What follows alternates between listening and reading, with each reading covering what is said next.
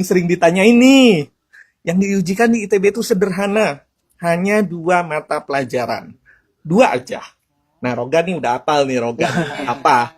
Yaitu matematika dan fisika. Itu saja yang diujikan. Sederhana? Iya sederhana. Coba lihat deh perguruan tinggi lain mungkin ada beberapa mata pelajaran lain yang diujikan ya. ITB enggak, kami memilih hanya 2. Kemudian untuk teman-teman yang memilih FSRD, ada ujian gambar FSRD. Yang memilih arsitektur, ada ujian gambar arsitektur. Nah, gimana nih kalau ternyata memilihnya arsitektur? Iya, FSRD iya. Ujian gambarnya 2 kali nggak? 2 kali. Karena beda ya, ujian gambar FSRD dan arsitektur. Nah, itu saja. Jadi, teman-teman sudah bisa melihat sebenarnya di laman admission, apa saja sih komponen yang kemudian akan menjadi penilaian untuk menetapkan kelulusan teman-teman nanti di ITB bila menjadi peserta SSU. Jadi nggak usah khawatir kok. Ya, ITB akan melakukan penilaian tentu saja secara adil, gitu ya. Dan kami punya pengalaman sudah lama, nggak usah khawatir. Oke, nggak usah khawatir ya teman-teman, karena dari ITB sendiri pasti akan adil untuk memilih calon putra-putri terbaik untuk masuk bersama di Institut Teknologi Bandung. Betul. Paling pertanyaan berikutnya yaitu mengenai untuk UKT ya Bu, isu golongan UKT itu bagaimana ya, dan biayanya, skemanya seperti apa, mungkin bisa dijelaskan.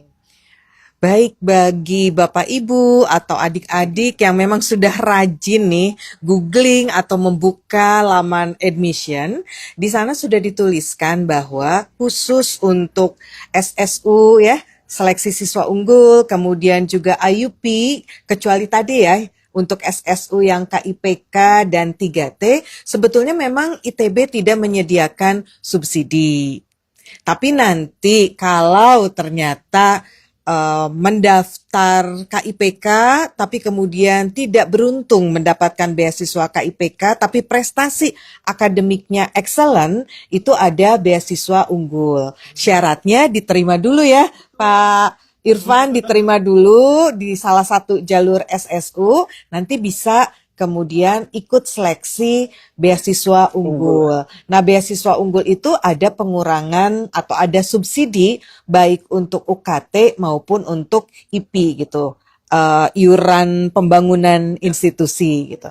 Nah, terkait mengapa SSU UKT-nya tinggi, memang UKT SSU ini relatif tinggi ya, karena seperti tadi disinggung di awal, salah satu tujuan dari SSU selain kemudian membuat kesempatan menjadi lebih banyak, tetapi juga untuk subsidi silang gitu ya.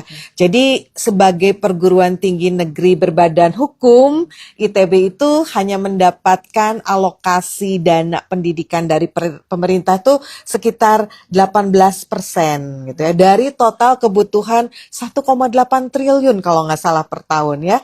Jadi 18% dari pemerintah. Nah, dari UKT itu 34%. Nah, sisanya sebetulnya ITB harus mengenerate dana sendiri dari kegiatan-kegiatan penelitian atau bukan pengabdian masyarakat, tetapi proyek-proyeknya, kerjasama, termasuk juga dari beasiswa berbagai sumber.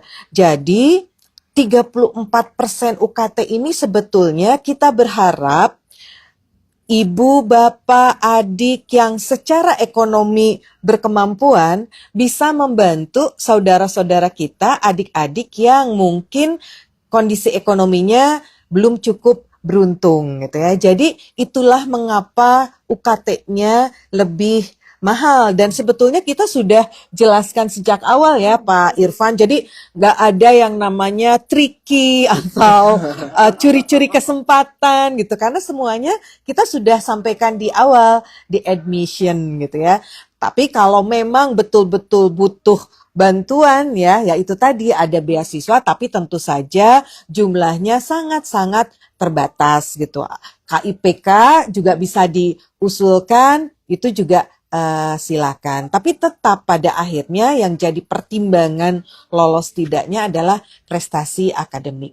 Jadi kami paham memang biaya pendidikan itu tidak murah ya, terutama buat para orang tua. Saya juga orang tua ya, harus berpikir banyak gitu ya, dan mencari berbagai kemungkinan supaya putra-putri kita bisa melanjutkan pendidikan tinggi dengan kesempatan yang terbaik atau peluang yang terbaik gitu ya. Tetapi memang kami berharap sekali gitu ya bahwa mereka yang memang lebih beruntung secara finansial bisa membantu mengangkat teman-temannya yang lain. Jadi visi di balik UKT itu seperti itu. Walaupun juga kita tinggi itu tidak bisa melampaui aturan yang sudah ditetapkan pemerintah. Jadi nggak bisa, saya pengen tinggi sekali gitu, nggak bisa. Nah untuk IP itu memang ada rentangnya. Mungkin detailnya nanti bisa dilihat di admission atau nanti Pak Irfan bisa bantu jelaskan. Tapi IP ini bisa dicicil dalam 3 semester. Cicilan pertamanya 50%, kemudian 25% dan 25%. Tapi tidak ada yang namanya pembebasan IP kecuali untuk 3T atau KIPK. Kalaupun dia dapat beasiswa unggul, bukan dihapuskan, tetapi dikurangi. Kurang lebih seperti itu. Ada yang mau ditambahkan, Pak, tentang UKT?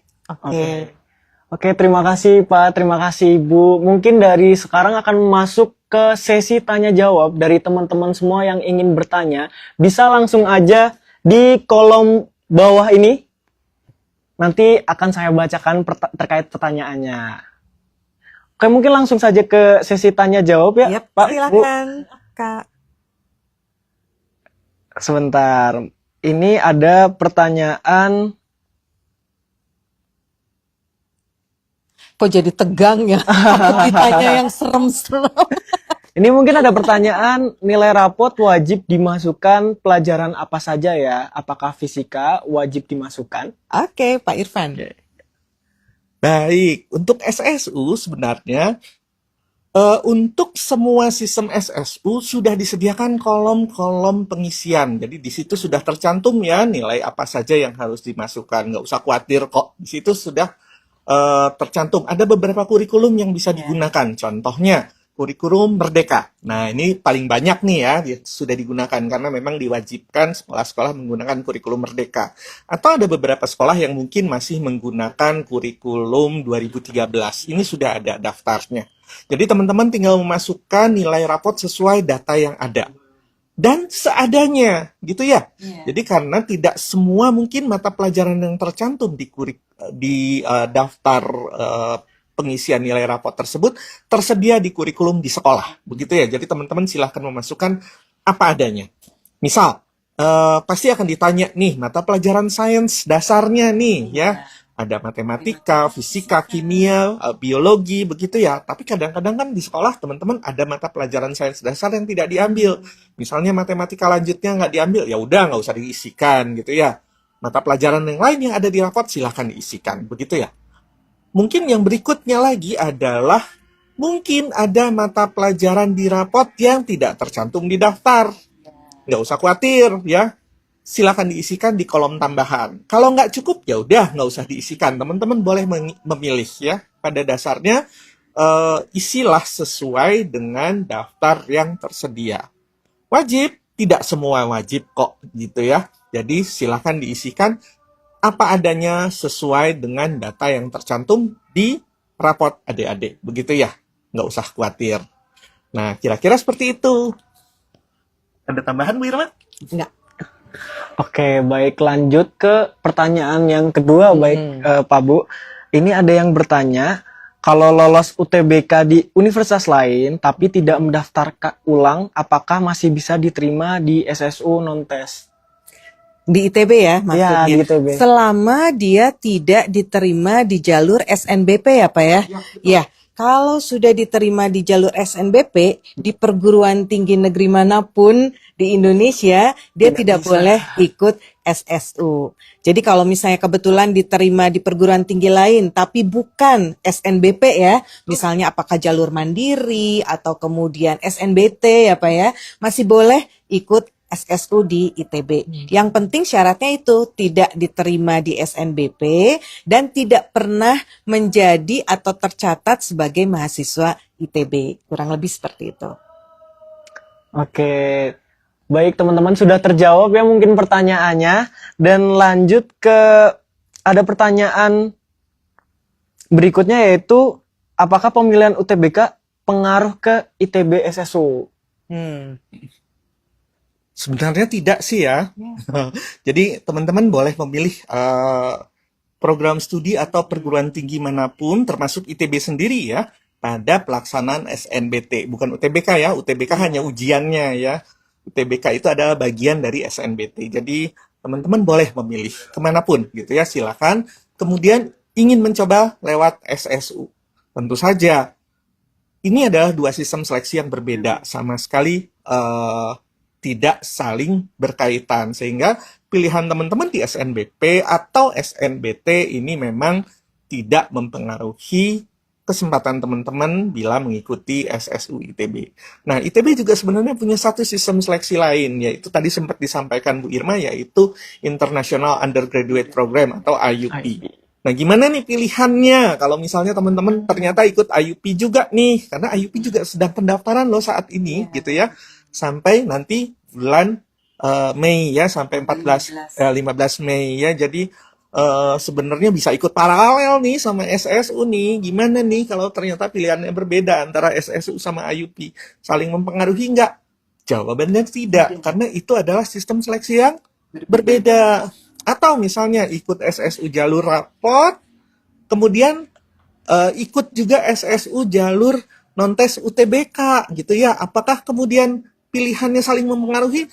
Juga jawabannya tidak ya. Jadi tidak saling berkaitan. Teman-teman bebas memilih program studi manapun atau fakultas sekolah manapun yang memang teman-teman minati gitu ya. Tidak akan mempengaruhi hasil seleksi. Yang mempengaruhi hasil seleksi tentu saja cuma satu ya, yaitu kompetensi akademik yang ditunjukkan oleh data yang memang menjadi dasar penilaian untuk masing-masing jalur SSU. Gitu saja. Oke, terjawab ya teman-teman. Oke, mungkin terkait dengan IUP tadi ya Pak, ada juga yang bertanya mengenai kasusnya sudah diterima di IUP batch 1 di ITB. Tapi ingin mendaftar di SSU ITB, apakah bisa? Itu dia. Nah, ini kelompok galau. Waduh, jangan galau dong. Gini, pada dasarnya sih ya, teman-teman, memang syarat untuk bisa mengikuti SSU salah satunya adalah belum diterima sebagai mahasiswa di ITB, gitu ya. Jadi kalau sudah diterima di salah satu jalur seleksi ya sudah, disyukuri aja gitu ya, dijalankan saja, toh nanti juga sama-sama di ITB gitu ya. Dan gimana nih kalau misalnya ternyata program studi yang ternyata menerima kurang diminati gitu ya, sebenarnya mungkin pilihan keduanya atau pilihan ketiganya itu pun nggak perlu khawatir. Di ITB kami punya program yang namanya mayor minor. Teman-teman bisa memilih untuk mengikuti mata kuliah dari program studi lain yang mungkin lebih teman-teman minati sebagai program minor. Atau bahkan double major. Nah ini lebih seru lagi nih, gelarnya di ITB jadi 2. Keren nggak? Keren sekali ya teman-teman. Kakaknya tuh udah hafal nih, udah benar-benar nih, udah tahu nih, nggak perlu khawatir nih kalau misalnya memang katakanlah dalam tanda kutip diterima di ITB-nya sedikit salah pilih gitu ya. Walaupun memang kami berharap nggak ada tuh yang salah pilih ya, karena memilih program studi tentu saja yang diminati gitu ya, kira-kira seperti itu.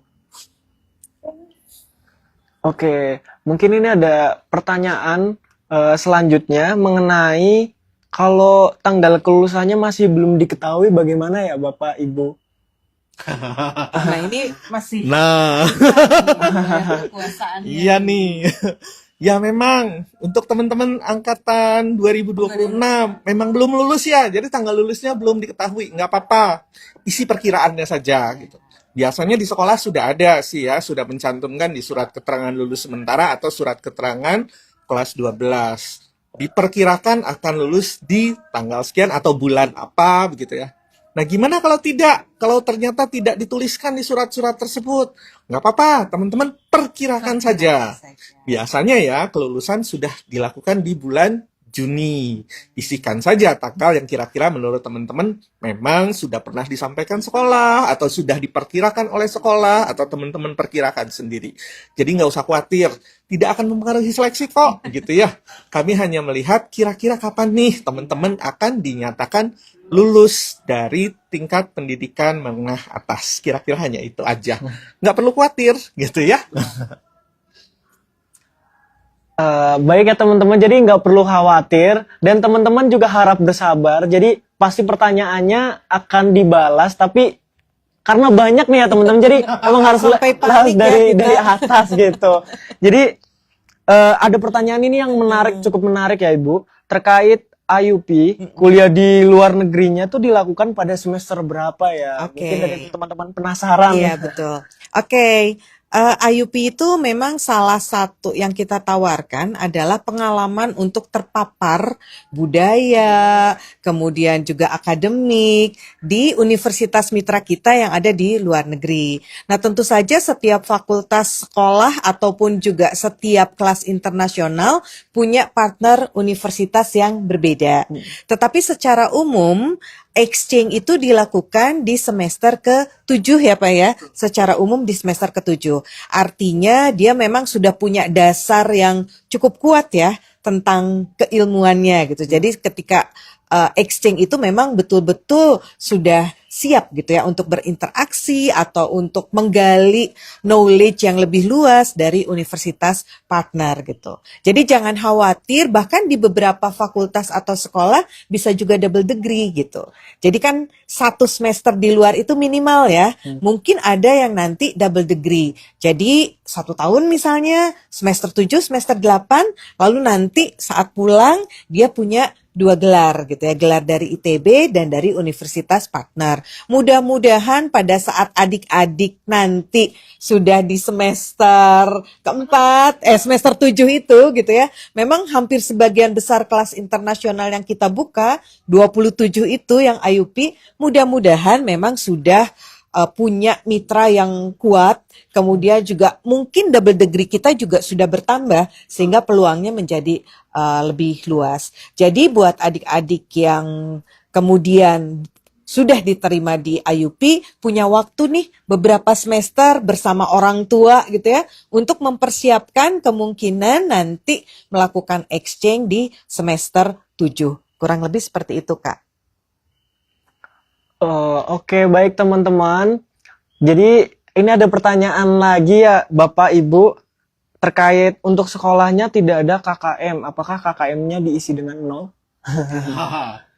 Boleh. Silakan saja gitu ya. Boleh dikosongkan, boleh diisi dengan angka 0. Karena memang tidak semua sekolah menampilkan nilai KKM di raport ya. Ini memang pilihan sekolah sih ya. Ada sekolah yang menampilkan, ada sekolah yang tidak. KKM itu sebenarnya pada dasarnya ada, namun kalau tidak ditampilkan di raport juga tidak salah begitu ya. Teman-teman boleh mengisikannya dengan angka 0 gitu ya. Jadi tidak perlu khawatir.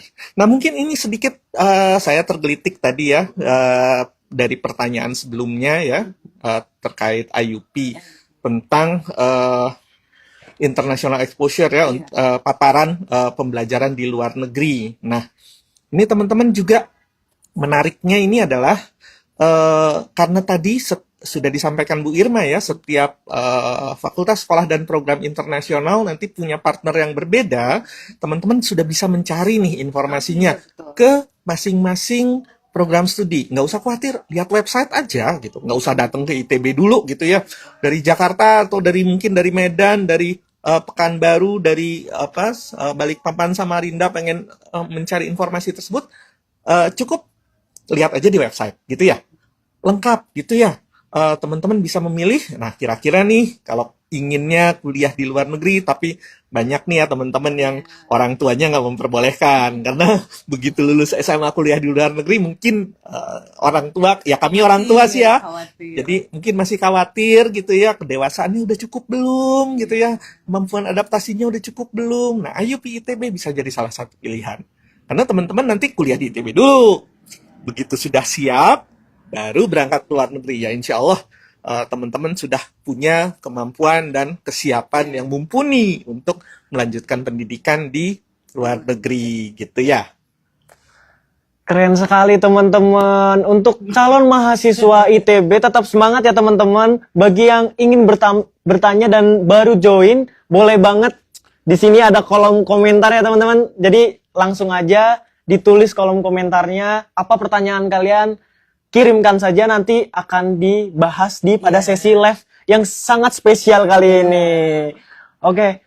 Mungkin ini karena banyak banget nih Pak Bu yang bertanya tentang motivation letter. Nah, untuk motivation letter ini bagaimana ya?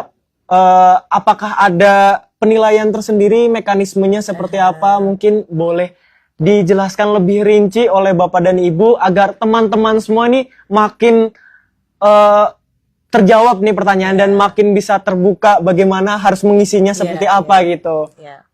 Oke, mungkin saya dulu nanti Pak Irfan. Jadi motivation letter itu jadi salah satu yang akan kita nilai, walaupun kita nggak bisa bocorkan ya berapa persennya. Tetapi dari situ kita akan bisa melihat seberapa siap dan seberapa paham adik-adik pada fakultas atau program studi yang dipilih. Karena dari motivation letter itu kan adik-adik kemudian menceritakan mengapa tertarik memilih satu fakultas atau satu prodi tertentu, apa yang diketahui dari fakultas atau prodi tertentu, termasuk juga mungkin pencapaian-pencapaian baik akademik maupun non-akademik. Nah, seperti Pak Irfan tadi sampaikan, kalau untuk SSU, motivation letter ini ditulis dalam bahasa Indonesia gitu ya. Nanti kalau yang IUP ya ditulis dalam bahasa Inggris. Tentu saja akan ada penilaian dan pembobotan untuk motivation letter ini. Jadi kami akan membaca setiap motivation letter yang adik-adik tulis dan kemudian membuat skor atau rubrik untuk penilaiannya. Jadi itu jadi salah satu pertimbangan. Karena dari situlah kita bisa tahu, oh dia udah paham nih mengambil bukan mata kuliah, mengambil fakultas, sekolah, atau peminatan tertentu tuh karena memang dia punya visi di masa depan, sudah mencari tahu juga, bukan sekedar ikut-ikutan gitu ya. Termasuk juga, oh ternyata dia punya leadership yang oke nih, punya rekam jejak berorganisasi yang oke, yang mungkin di fakultas, sekolah, atau prodi tertentu, leadership tuh jadi salah satu poin yang cukup tinggi gitu ya. Jadi tampilkan yang terbaik yang bisa adik-adik tampilkan dalam motivation letter. Tapi memang tidak melalui dokumen yang diunggah. Adik menulis langsung ya pada saat mendaftar. Jadi boleh aja dari sekarang siapkan gitu ya, searching dulu, berlatih dulu menulis yang bisa menggambarkan potensi terbaik kita. Jadi pada saat nanti mengisikan motivation letter tidak bingung, karena kita pernah ya Pak ya membaca motivation letter hanya satu kalimat. Ya kita bingung dong dengan satu kalimat apa yang bisa kita nilai. Ya mungkin karena gugup lalu tiba-tiba blank gitu ya, nggak tahu apa yang mau ditulis. Jadi silahkan berlatih, tampilkan yang terbaik, tuliskan yang terbaik. Ada yang mau ditambahkan Pak Irfan? Oke, silahkan. Oke, begitu ya teman-teman. Jadi untuk mulai dari sekarang, teman-teman semua yang ingin mendaftarkan diri menjadi bagian dari Institut Teknologi Bandung sebagai mahasiswa melalui jalur SSU ini bisa banget mulai berlatih ya Bapak Ibu untuk mencari referensi motivation letter yang baik seperti apa. Jadi dari teman-teman tidak motivation letternya akan bagus gitu ya, dinilainya juga nilainya akan tinggi gitu ya teman-teman.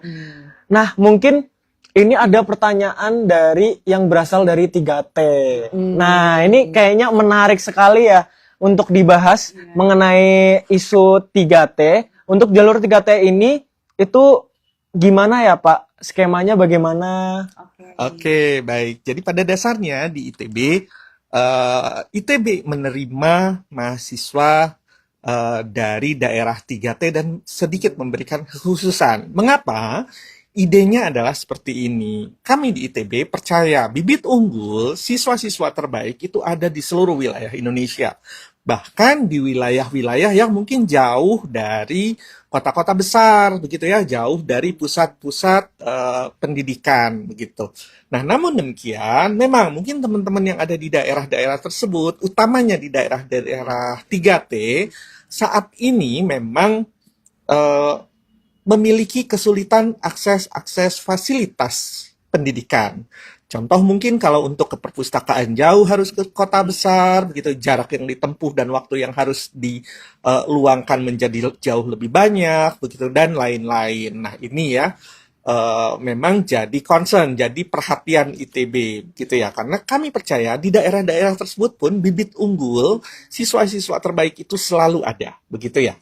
Yang kedua, memang ITB berharap untuk meningkatkan kualitas sumber daya manusia di daerah-daerah tersebut, begitu. Jadi kami memang berharap mahasiswa-mahasiswa yang memang berasal dari daerah 3T menyelesaikan pendidikan di ITB akan kembali dan membangun daerahnya, ya. Jadi kita bisa menghilangkan nih stigma daerah 3T ini adalah daerah-daerah yang tertinggal, yang memang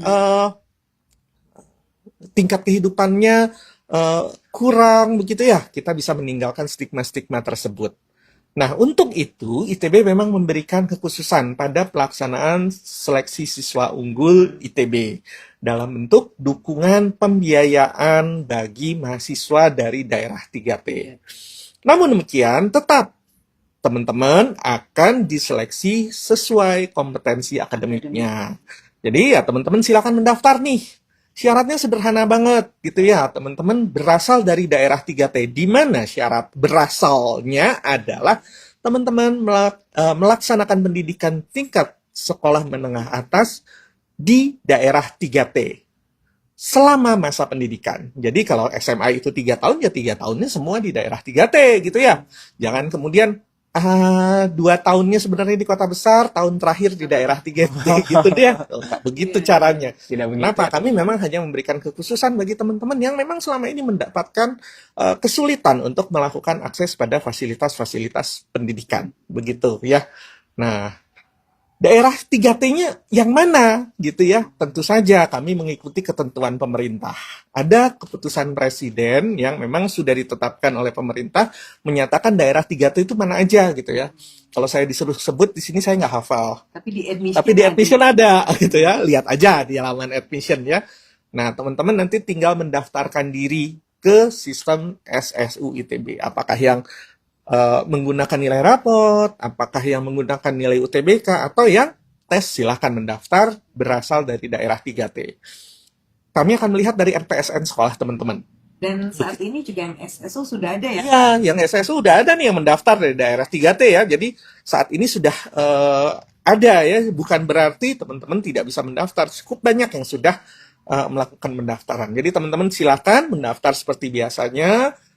Ada linknya khusus ya, ada tautannya khusus untuk mendaftar ke program dukungan daerah 3T di program SSU ITB. Ya, jadi jangan salah klik yang reguler, jangan salah klik yang KIPK ya. Ada link tautannya tersendiri gitu ya. Bisa dilihat di admission nanti gitu. Isikan NPSN. Kalau memang teman-teman berasal dari daerah 3T, maka NPSN tersebut akan tercatat sebagai NPSN dari daerah 3T gitu ya. Dan jangan lupa kami tentu saja akan lakukan verifikasi ya dari dokumen teman-teman sehingga ya kami bisa memastikan bahwa teman-teman yang mendaftar memang berasal dari daerah 3T. Dukungannya apa? Ya tentu saja dukungannya dalam bentuk bantuan finansial ya. Tapi teman-teman tetap diseleksi seperti teman-teman lainnya ya. Jadi kompetensi akademik tetap menjadi Prioritas. faktor penentu penetapan kelulusan sebagai mahasiswa ITB. Nah, tapi nggak usah khawatir ya. Kalau memang teman-teman berpotensi, apa salahnya gitu ya? Betul. Silakan saja. Oke dari Ibu. Ya, Oke. silakan. Begitu ya teman-teman. Jadi jangan khawatir, untuk ITB itu membuka kesempatan yang sangat luas untuk kalian yang berasal dari 3T. Jadi pendidikan itu ada kesempatan yang sama gitu ya Bu. Sama, betul. Mungkin ini ada pertanyaan mengenai track record alumni, apakah berpengaruh ya Pak Bu? Kalau untuk ini enggak ya? Ya, track record alumni ini selalu jadi apa ya? Jadi Isu lah. isu besar ya. terutama untuk pelaksanaan SNBP nih ya, yang paling sering, atau mungkin sekarang SSU jalur nilai rapot ya. Tapi pada dasarnya demikian. Track record alumni pada dasarnya merupakan suatu cara yang digunakan perguruan tinggi untuk melihat daya saing sekolah. Apakah benar nih sekolah memberikan nilai itu terlalu murah hati gitu ya? Kadang-kadang ada sekolah yang terlalu murah hati. Nilainya saya pernah menemukan nih ya di suatu saat, ya mungkin tidak dekat-dekat ini ya, masih zaman-zaman yang wah agak lama ya. Ada sekolah yang memberikan nilai luar biasa tinggi pada semua siswa begitu ya, untuk semua mata pelajaran gitu ya. Karena mungkin memang pada saat itu tidak ada standarisasi pemberian nilai rapot. Saat ini juga sebenarnya tidak ada, tapi sekarang ada TKA ya. Jadi kelihatan ya kebanding ya. Tapi pada dasarnya demikian. Apakah sekolah memberikan nilai terlalu murah hati, atau kadang-kadang ada sekolah yang pelit gitu ya. Siswanya sebenarnya pintar, nilainya jelek semua gitu ya. Ada gitu ya. Ada juga sekolah yang memang memberikan nilai secara proporsional begitu ya. Nah, pada dasarnya track record alumni hanya digunakan oleh perguruan tinggi termasuk ITB untuk melihat hal tersebut, bukan sebagai komponen penilaian. Komponen penilaian yang digunakan apa? Tentu saja nilai rapot dari masing-masing peserta. Nah, jadi nggak usah khawatir ya kalau teman-teman memang punya prestasi baik, walaupun mungkin alumninya nggak begitu baik, begitu ya, atau misalnya tidak ada alumninya, nggak usah khawatir gitu ya.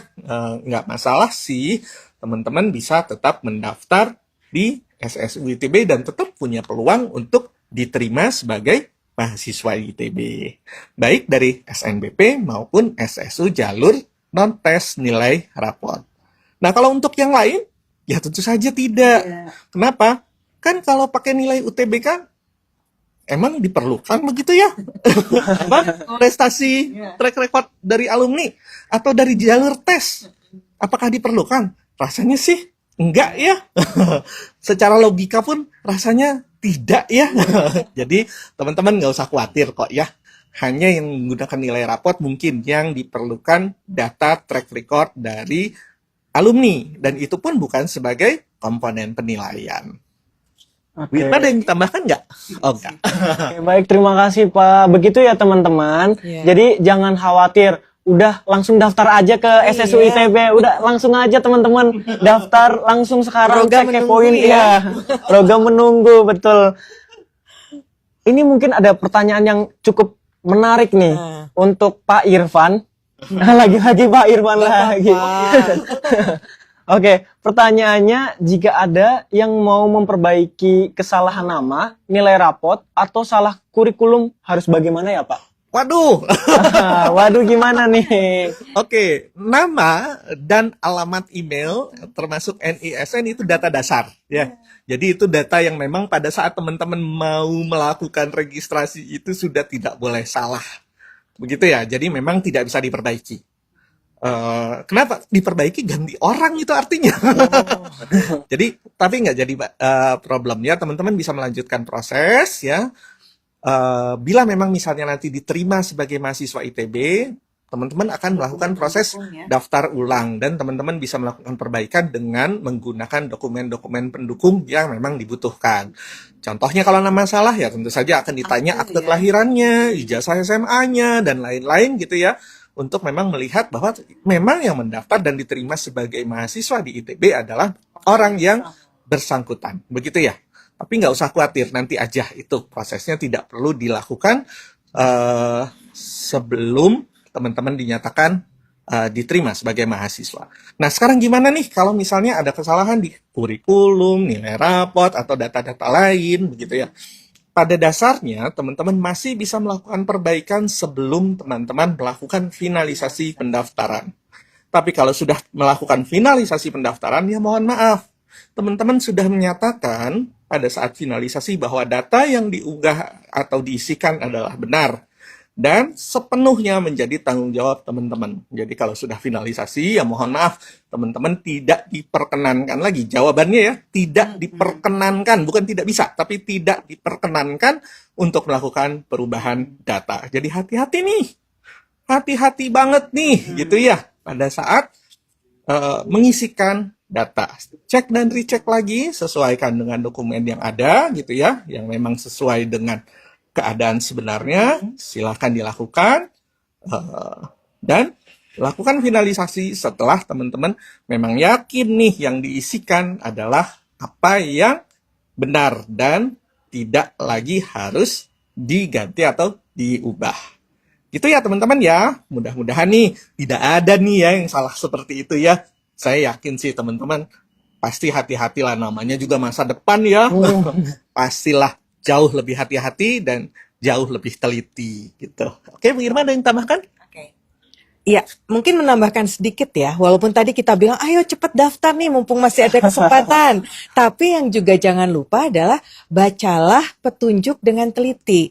Jangan buru-buru gitu, karena seperti tadi disampaikan, ini tuh menentukan masa depan kita loh. Jangan sampai salah. Jadi hati-hati, baca dulu soal dengan baik, baru isikan jawabannya gitu ya. Ya karena tadi ya, kalau nama salah, masa sih nama sendiri lupa, nama saya siapa ya Pak Irfan? Mungkin gitu ya. Atau salah ejaan gitu ya. Jadi upayakan selalu membaca dengan baik sebelum menjawab atau mengisikan informasi di dokumen pendaftaran. Itu saja.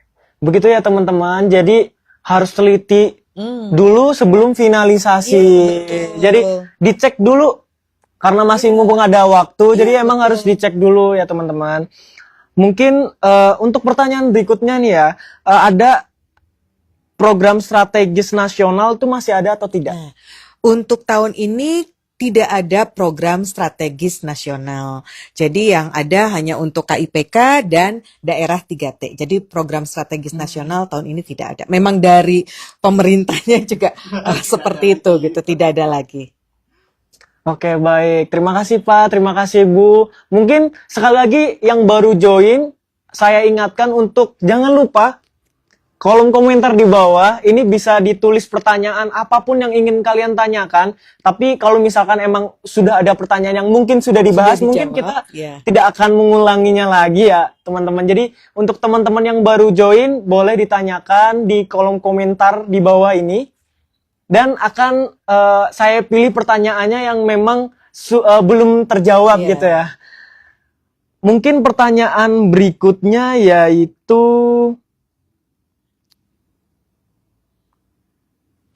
ini cukup menarik sih Pak Bu. Ada SSU jalur talenta, itu untuk yang sudah jadi pramuka penegak Garuda, apakah bisa ikut?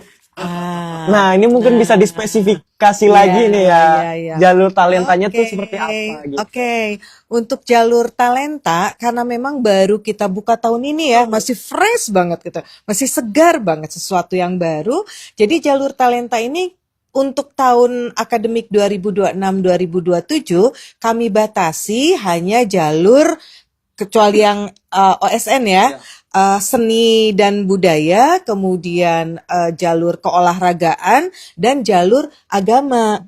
Jadi kalau tadi ya Garuda Pramuka gitu ya, kebetulan penegak pramuka belum jadi salah satu yang kita kategorikan sebagai talenta. Gitu. Jadi yang talenta tuh misalnya kalau di seni pernah menjuarai minimal 2 kali kejuaraan tingkat nasional, khususnya di bidang seni rupa. Karena kebetulan di ITB yang ada Fakultas Seni Rupa dan Desain yang terkait dengan seni rupa visual ya. Lalu untuk olahraga misalnya ada beberapa cabang olahraga dan itu pun minimal 2 kejuaraan tingkat nasional. Ada rekomendasi dari sekolah, ada surat keterangan dari KONI atau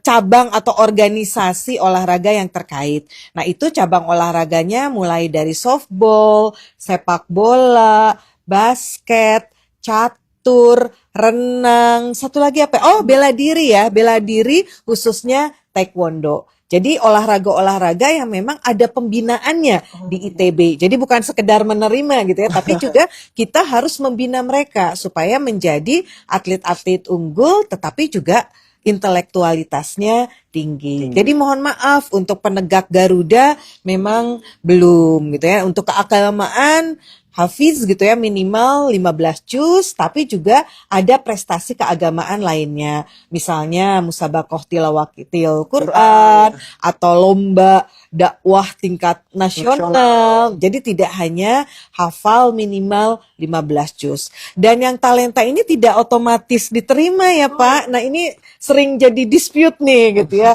Wah, kalau saya sudah hafal sekian juz otomatis diterima. Tidak, karena ITB basisnya tetap masih akademik gitu ya. Jadi talenta ini sebetulnya penghargaan untuk prestasi non akademik sehingga adik-adik tidak perlu mengikuti tes, tapi bisa apa ya istilahnya melampirkan prestasi akademik itu dan itu yang kemudian kita apresiasi. Itu kurang lebih seperti itu. Ada yang mau ditambahkan Pak Irfan? Oke, begitu ya teman-teman. Jadi sudah jelas untuk prestasi yang tadi sudah disebutkan oleh Ibu. Jadi langsung saja ke pertanyaan berikutnya. Ini kayaknya banyak banget ya Bu, untuk bertanya tentang kuota. Nah, sebenarnya kuota sendiri sudah ada nggak sih Bu, Pak, untuk di admission?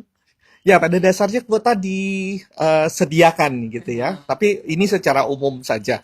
Memang ITB tahun ini, karena memang sistem seleksinya ada perkembangan. Saya tidak menyebutkan perubahan, kami menyebutkannya perkembangan.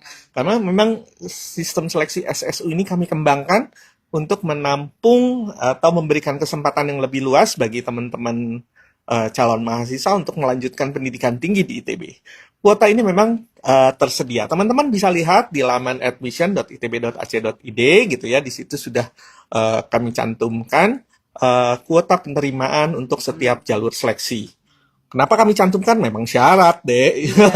Secara aturan hukum kuota memang harus diterbitkan begitu ya. Jangan teman-teman beli kucing dalam karung begitu ya. Jadi memang sudah disediakan. Namun memang ada beberapa hal yang perlu kami sampaikan di sini adalah ITB memang menerima mahasiswa tidak hanya berbasiskan pada kuota, tapi paling utama pada kemampuan atau kompetensi akademik. Sehingga kuota masih mungkin berubah walaupun mungkin jumlahnya tidak terlalu signifikan. Begitu ya teman-teman ya. Jadi tidak perlu khawatir, ITB menyediakan kuota yang cukup begitu ya untuk setiap jalur seleksi. Namun lebih baik teman-teman berusaha sebaik mungkin ya menampilkan kompetensi akademik yang sebaik mungkin untuk bisa diterima sebagai mahasiswa di ITB begitu. Ada yang perlu ditambahkan Bu? Ya mungkin terkait kuota ini karena memang sudah ada aturan dari pemerintah juga ya bahwa jalur mandiri termasuk SSU di dalamnya ini maksimal hanya boleh 50% gitu. Dan tentunya ITB akan apa ya istilahnya akan taat pada peraturan tersebut. Jadi sebetulnya kuota itu ada aturan khusus dari pemerintah sehingga perguruan tinggi itu tidak bisa semena-mena atau seenaknya ya. Oh ya udah kita mau SSU 90%. Oh tidak bisa gitu ya. Maksimalnya 50% dan ITB tidak pernah mengambil batas maksimal ya. Karena yang kita pentingkan sebetulnya bukan di persoalan kuota. Jadi sebetulnya yang kita sarankan sih berusaha sebaik mungkin gitu ya. Karena dengan upaya terbaik yang bisa adik-adik tampilkan ya insya Allah gitu ya bisa masuk tuh ke ITB gitu ya melalui berbagai jalur apakah SNBP, SNBT, SSU atau IUP. Hanya memang kalau untuk IUP dia top up ya, artinya tidak masuk kuota yang diatur oleh pemerintah. Kurang lebih sih seperti itu. Oke, baik. Terima kasih Pak, terima kasih Ibu. Lagi-lagi saya ingatkan untuk bagi teman-teman yang baru join bisa langsung di kolom komentar di bawah ini ya teman-teman. Nah ini mungkin ada pertanyaan yang cukup menarik terkait motivation letter lagi Pak Bu. Sebenarnya tadi udah dijelaskan, cuma ini pertanyaannya mengenai kan pilihan di SSU ini ada 3 pilihan ya Pak Bu.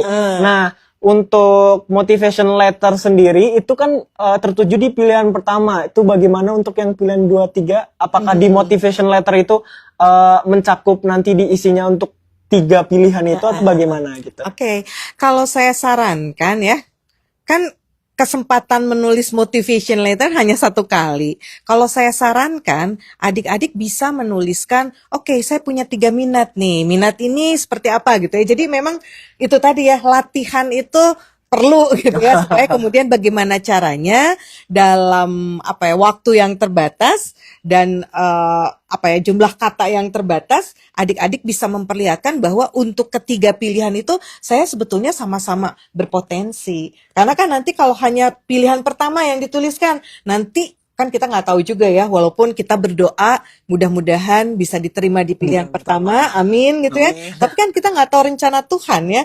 Kalau nanti tiba-tiba tidak di pilihan pertama, nah yang pilihan kedua dan ketiga tuh, oh ternyata anak ini memang paham sekali juga gitu. Dia tetap unggul gitu ya untuk pilihan kedua dan ketiga. Jadi mungkin sesingkat apapun coba dijelaskan juga gitu kan ketertarikannya pada pilihan kedua dan ketiga dan apa motivasi memilih program studi atau fakultas atau sekolah tersebut. Ada yang mau ditambahkan Pak Irfan? Baik, jadi teman-teman memang motivation letter ini diisikan langsung ya Iya. di halaman pendaftaran pada saat teman-teman segera sebelum melakukan finalisasi. Dan ini harus dituliskan langsung ya, diketikkan langsung, tidak bisa diunggah atau tidak bisa copy paste gitu ya. Jadi tolong jangan pakai AI ya. Karena AI Ayo kan nggak tahu ya minat teman-teman, jangan teman-teman. pakai AI teman-teman. AI nggak tahu minat dan kemampuan teman-teman. Yang tahu ya cuma teman-teman sendiri, bener nggak gitu ya? Nah, jadi silakan dituliskan sebaik mungkin dalam mungkin waktu yang terbatas, jumlah kata yang terbatas, teman-teman sudah menuliskan mencakup semua pilihan dan semua minat teman-teman gitu ya. Kalau teman-teman pilihnya 2 ya keduanya sudah tercakup. Kalau teman-teman pilih 3 ya semuanya sudah tercakup. Kalau memang teman-teman hanya minat di satu dan hanya memilih satu, ya tentu saja fokus di situ gitu ya. Nah, jadi jangan lupa teman-teman tuliskan motivation letter teman-teman sebaik mungkin. Kalau mau latihan dulu silahkan latihan dulu gitu. Sekali lagi jangan pakai AI gitu ya. AI nggak tahu siapa teman-teman begitu. Ya, nah tuliskan sebaik mungkin dan silakan diisikan di laman sebelum melakukan finalisasi. Begitu ya? Baik. Begitu ya teman-teman. Jadi jangan lupa untuk daftar SSU karena masih terbuka sampai tanggal berapa Bu? Iya, yang sampai terakhir dengan hari Senin. hari Senin. Iya. Tanggal. Oke teman-teman, jadi jangan lupa ya untuk yang sudah live dan sudah mantap nih mau mendaftar ITB, yakin Mau langsung mengisi. langsung mengisi hari ini, udah langsung aja daftar hari ini dan cek juga websitenya ya Pak Iya, Bu iya. untuk kelengkapannya itu sudah sangat detail sekali untuk jadi tinggal ikutin saja persyaratan-persyaratan yang ada. Untuk berikutnya yaitu ada pertanyaan mengenai gap year. Nah, untuk gap year, gap year. ya, Oke. untuk gap year ini boleh ikut 3T atau tidak, Pak Bu? Kalau 3T bukan persoalan gap year ya. Kalau 3T tuh lokasi dia menyelesaikan sekolah menengahnya gitu ya. Ada kategori 3T. Kalau gap year itu akan gap year bisa angkatan 2024, 2025 gitu ya. Sepanjang dia tidak terdaftar di ITB, pernah menjadi mahasiswa ITB, silakan saja mengikuti skema SSU. Kemungkinan kalau gap year dengan UTBK, non-tes yang UTBK atau yang tes gitu ya. Dan usianya maksimal 22 tahun per 1 Agustus gitu. Ya, jadi mungkin dulu SMA-nya baru selesai karena satu dan lain hal di usia tertentu, atau juga yang paket C itu masih bisa ya, UTBK, kemudian juga dengan tes ya, SSU tes. Jadi silakan aja. Antara gap year dengan 3T saya pikir itu dua hal yang berbeda, karena yang 3T itu hanya dibuka untuk SSU yang non-tes. Sama UTBK juga ya. Oh, dia masih bisa UTBK ambil 3T gitu ya, gap year ya. Mohon maaf kalau tadi saya salah ya, namanya manusia tidak luput dari salah. Jadi biar Pak ini aja, Pak Irfan. Jadi yang UTBK dan tes itu bisa ya gap year. Mendaftar 3T di UTBK? Ya, jadi untuk mendaftar program dukungan 3T itu bisa dilakukan di SSU manapun. Pada dasarnya bisa dilakukan di SSU yang manapun. Untuk gap year tentu saja di SSU yang bisa menerima mahasiswa gap year, yaitu jalur non-tes UTBK dan jalur tes ya. Jadi ada 2 jalur. Silakan saja. Tentu saja syarat bahwa memang menyelesaikan pendidikan selama 3 tahun tingkat menengah itu di daerah 3T. Jadi berasal dari sekolah dengan NPSN yang terdaftar di daerah 3T ya. Teman-teman tidak harus merupakan putra asli dari daerah tersebut begitu ya. Yang penting syarat asal pendidikannya terpenuhi begitu. Silakan saja dicoba mendaftar, nanti kita sudah mulai akan buka jalur non-tes UTBK dan jalur tes di tanggal 4 Mei, jadi hari Senin gitu ya. Oke. Begitu ya teman-teman, jadi tetap semangat dan jangan lupa daftar. Lagi-lagi kita ingatkan ya, kami ingatkan ya Bapak Ibu untuk jangan lupa daftar di jalur SSU ini karena kesempatannya sangat luas yang di tahun ini. Jadi untuk kalian yang sangat tertarik ingin masuk ke ITB, jadi jangan lupa daftar, jangan lewatkan kesempatan ini. Untuk jadi itu berarti SSU yang jalur non-tes tuh deadline tanggal 3 ya, Bu? SSU yang jalur 3 Mei sebetulnya Pak. Mei. Mohon maaf tadi kita ralat. Bukan 4 itu pembukaan SSU yang non-tes UTBK dan yang talenta gitu. Jadi sehari setelah penutupan. Jadi mohon maaf ya diralat ya adik-adik. Jadi batas waktunya sampai dengan 3 Mei. Jadi 3 Mei itu hari Minggu ya. Hari Minggu, betul hari Minggu. Jadi silahkan manfaatkan nih hari Jumat, Sabtu, Minggu, mumpung hari libur ya. Jadi kumpulin dokumennya, diskusikan dengan orang tua. Karena bagaimanapun nanti pilihan kita konsekuensinya juga akan menjadi konsekuensi keluarga ya. Iya, betul. Kurang lebih seperti itu gitu.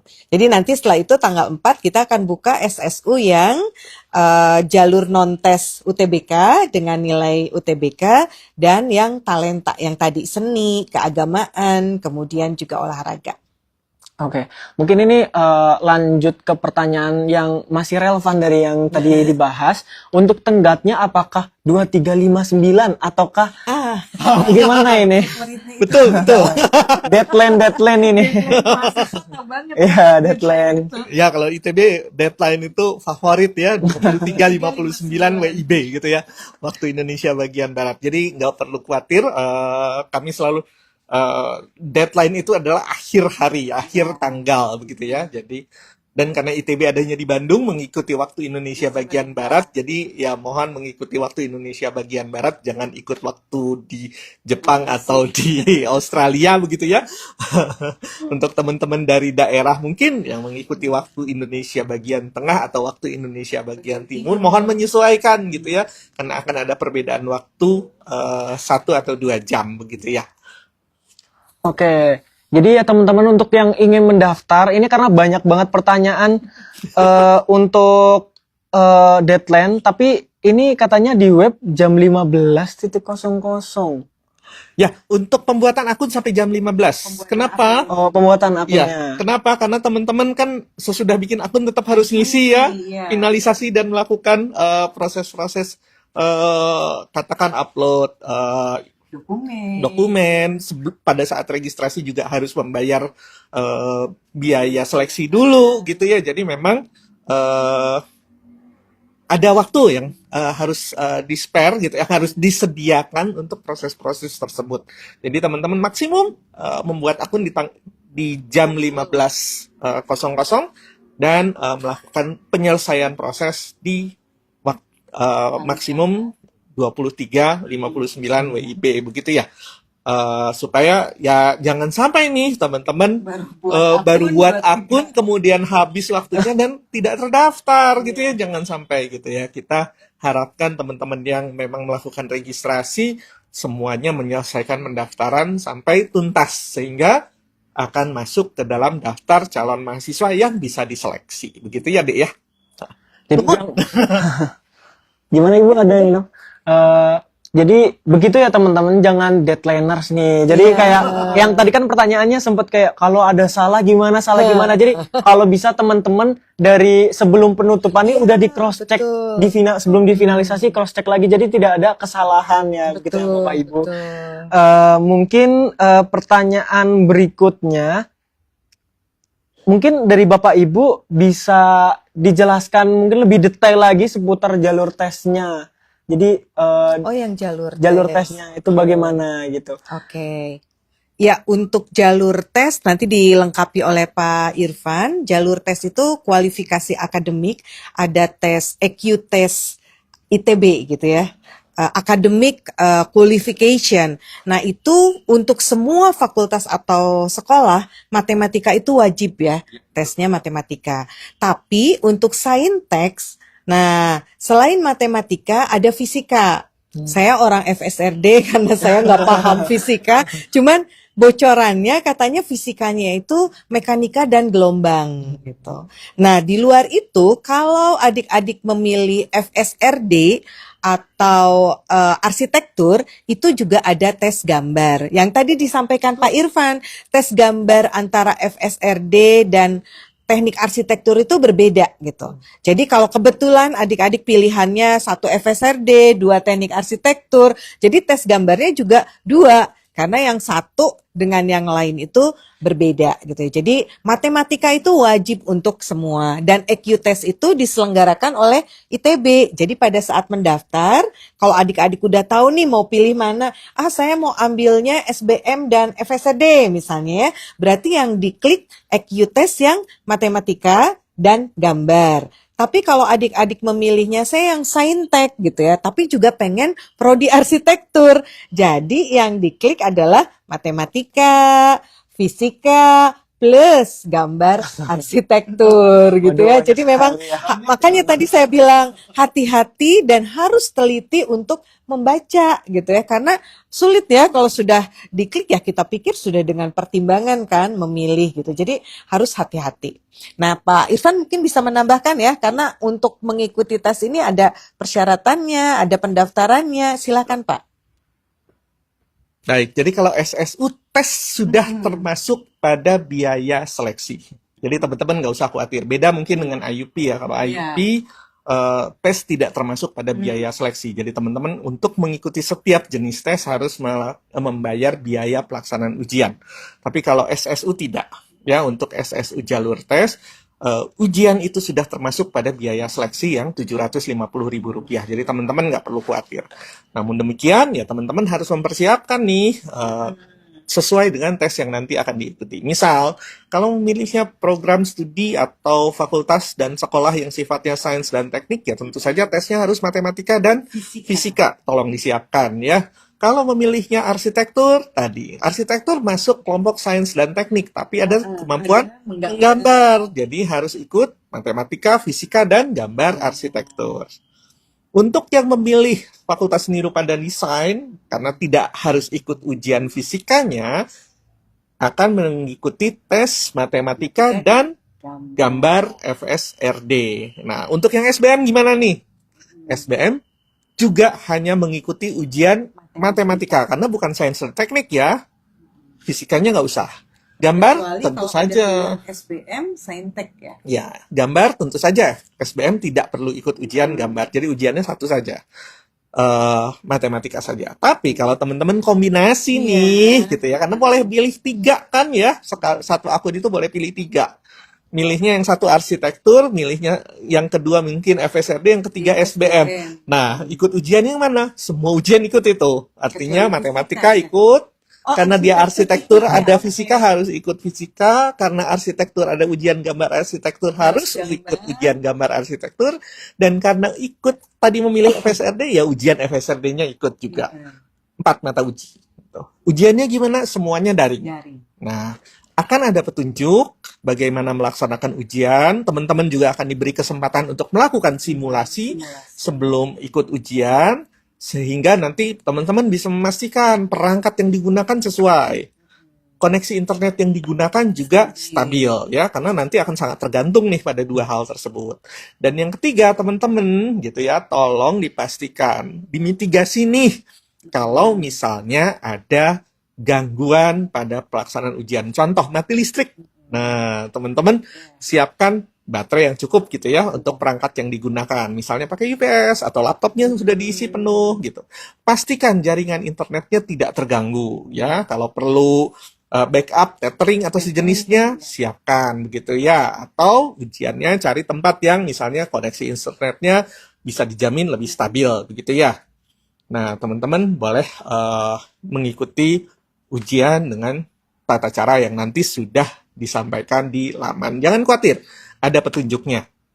Ada aplikasi yang memang akan digunakan dan itu juga ada petunjuknya bagaimana melakukan instalasi dan lain-lainnya.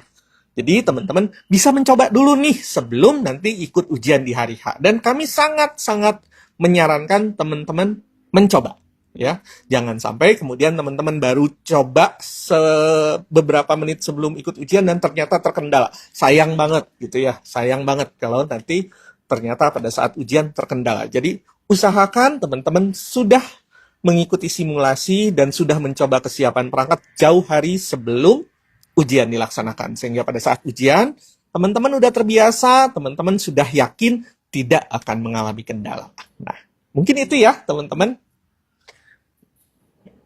Oke, jangan lupa ya teman-teman, sekali lagi saya ingatkan untuk mendaftar. Deadline untuk non-tes di tanggal 3 dan juga tanggal 4 akan dibuka kembali untuk jalur yang berbasis tes ya. Betul Bapak Ibu? Tes dan UTBK ya. Oh, UTBK. Oke. Mungkin ini ada pertanyaan lanjutan dari yang terkait tadi. Untuk soal tesnya itu esai atau pilihan ganda ya? Nah, itu. Nggak boleh ya teman-teman, tidak boleh ya teman-teman. Yang penting siapkan diri dengan baik. Makan sebelum ujian Ya, supaya betul. nanti tidak tiba-tiba pingsan, sakit kepala gitu ya. Dan bekali diri dengan yaitu kemampuan matematika, fisika atau menggambar gitu ya sesuai dengan jalur yang dipilih gitu ya. Jadi bentuk soalnya seperti apa? Ya rahasia. Iya, yang penting prepare dulu. Iya betul, kesiapannya kan berjuang dulu gitu, kurang lebih seperti itu. Oke, jadi begitu ya teman-teman. Jadi jangan lupa juga tetap belajar, berdoa betul. agar bisa lolos Bismillah ITB. Amin, amin ya. Kita doakan semoga yang menonton live di sini semoga bisa rezeki masuk ke ITB. Amin. Oke, untuk pertanyaan berikutnya mungkin ini sudah banyak yang sudah ditanyakan ya ternyata Bapak Ibu. Mungkin baru join belakangan ya.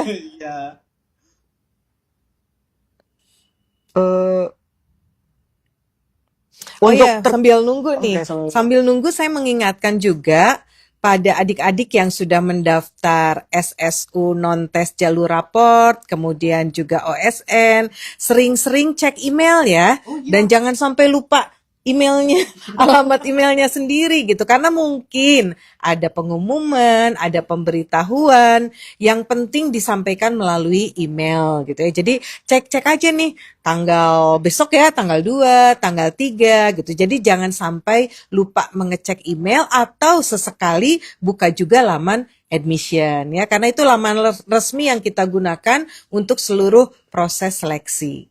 Silakan Kak. Oke, ini mungkin ada pertanyaan yang cukup menarik terkait untuk SSU UKT apakah bisa banding, aju banding gitu. Nah, itu dia. Banding apa nih? Baik, ini bukan pengadilan ya. Ya baik, jadi pada dasarnya untuk pelaksanaan seleksi, keputusan hasil seleksi adalah final, begitu ya.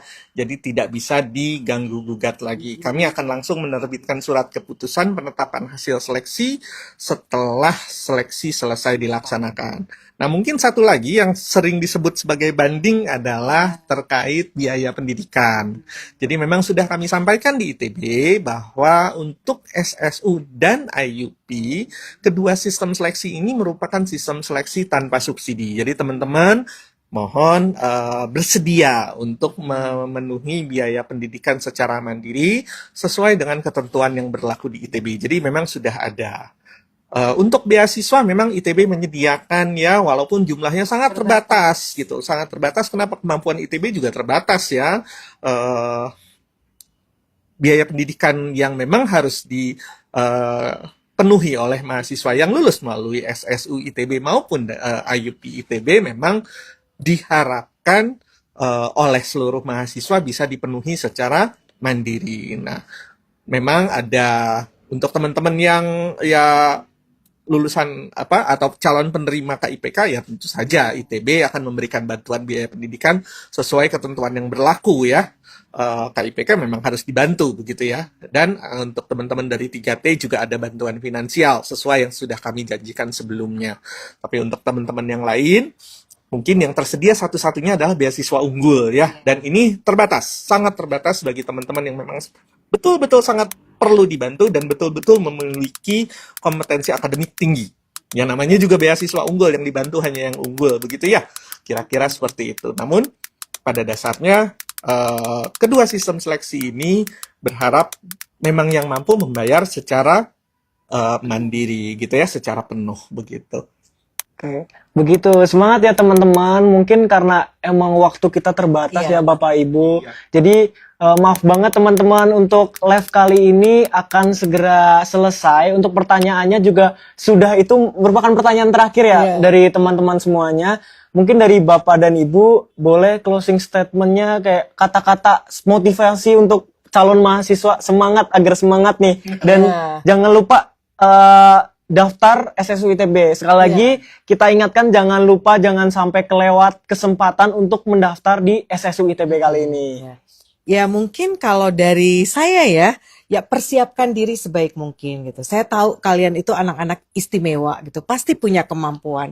Tinggal bagaimana kemudian mempersiapkan diri sebaik mungkin, mengeluarkan potensi terbaik kalian gitu ya, dan selalu siap dengan plan A, plan B gitu ya, konsekuensi. Karena tidak semua harapan atau keinginan kita, walaupun kita sudah berusaha, berdoa yang terbaik, tidak selalu sesuai dengan keinginan kita. Tapi jangan patah semangat gitu ya. Setiap orang punya jalannya masing-masing, tampilkan yang terbaik untuk menyelesaikan tes atau saringan masuk di ITB.